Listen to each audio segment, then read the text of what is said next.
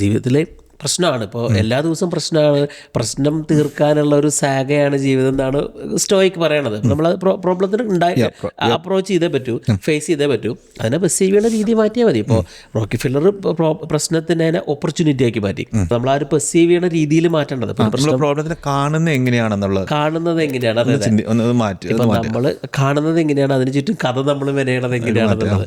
ഈ പറഞ്ഞ പോലെ പ്രശ്നത്തിനെ നമ്മൾ നരേറ്റ് ചെയ്യുന്ന സ്റ്റോറി ആയിട്ട് 100% മാറ്റി വയ്ക്കുക. നമ്മളൊരു സബ്ജക്റ്റീവായിട്ട് ചിന്തിക്കാന്നാണ് സബ്ജക്റ്റീവായിട്ട് ചിന്തിക്കുക.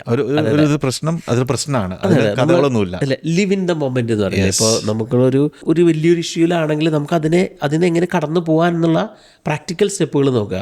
അല്ലാതെ നമ്മൾ അതിന്റെ പുറകിൽ കഥ മെനയണ്ട എന്ന് നമ്മൾ തിരിച്ചറിയണം. ഓവർ തിങ്കിങ്, കഥ മെനയണ എന്റെ തലച്ചോറിന്റെ അകത്ത് ഞാൻ കഥ മെനയണ ഒരാളവിടെ ഉണ്ട്. അതിന് നമ്മൾ തിരിച്ചറിയണം. അയാളെ നമ്മൾ ആദ്യം മനസ്സിലാക്കണം.